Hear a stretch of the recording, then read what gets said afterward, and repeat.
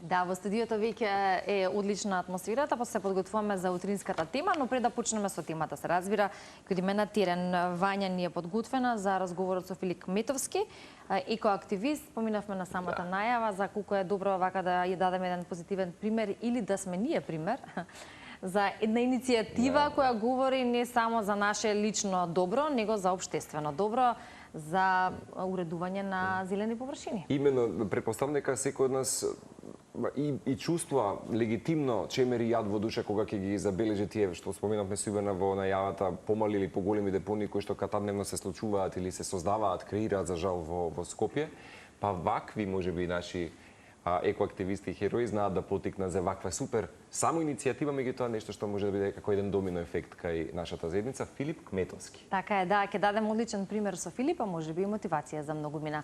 Вања ни е веќе подготвена, ќе се поздравиме. Вања, добро утро и повели со денешната тема. А ова утро, директно од една од најзелените површини во градот, ви ја пренесуваме инспиративната лична приказна на скопјанецот Филип Кметовски. Тој со своите активности се обидува да ја подобри гледката во главниот град, само иницијативно и бесплатно уредувајќи ги зелените површини. Но зашто поточно станува збор ќе ни раскаже тој самиот во продолжение.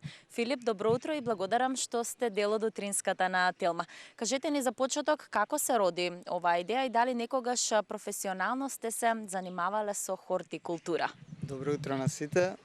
Па оваа идеја почна пред околу година дена, може и повеќе. Градов кој не беше малце во хаос и често гледам странски креатори што се занимаваат со вакви работи, одржување на јавни површини. И реков, ќе направам едно видео, си реков, може ќе успее нешто, ќе биде интересно уво. Направив едно видео, го поставив на Facebook и гледаноста беше добро прифатена, многу добри коментари и интересно беше многу. Споменавте веќе и самиот дека се снимате, додека ги уредувате зелените површини, потоа тоа го објавувате на социјалните мрежи. Еве велите и самиот има добри реакции од страна на граѓаните. Дали можеби тие даваат своји предлози за тоа на кои локации во градот би можеле да отидете и какви алати најчесто користите? Па да, често ми праќаат пораки на Месенџер, на Вибер, локации што се зараснати, неодржувани. Искрено, ако одговара, идам, ги средувам и снимам видео, правам. Какви алати најчесто користите? Па најчесто тример, дувалка, алат за чистење на бекатонки, вадење на тревата, метла може, четка, све зависи. Некојаш и косилка може за трева. Еве, досега во овој период, од како го имате ова хоби, што се покажа како најголем предизвик? Имаше ли некоја локација каде што се бараше малку поголем напор од останатите за да се доуреди, да се исчисти? Па искрено имаше едно детско игралиште, мислам во кисела вода се наоѓаше, доста беше зараснато, буквално не се гледаше, бекатонките не се гледа и тоа беше голем предизвик. Ми требаше 2 дена да го направам и да снимам видео. А што би им порачале на граѓаните кои што мислат дека со мали чекори не може да се направи промена?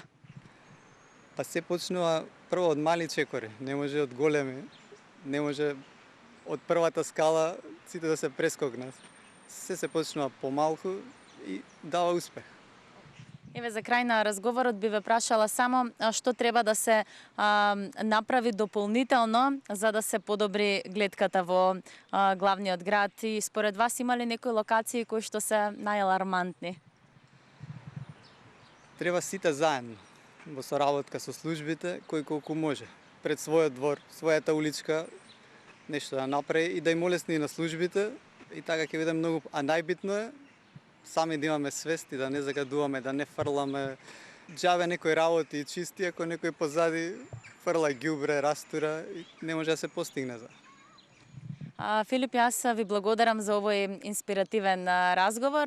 Колеги, се надевам дека ги охрабривме нашите гледачи секој во рамките на своите можности да направи барем еден мал чекор со кој што не градот, туку светот, впрочем ќе го направи подобро место за живење.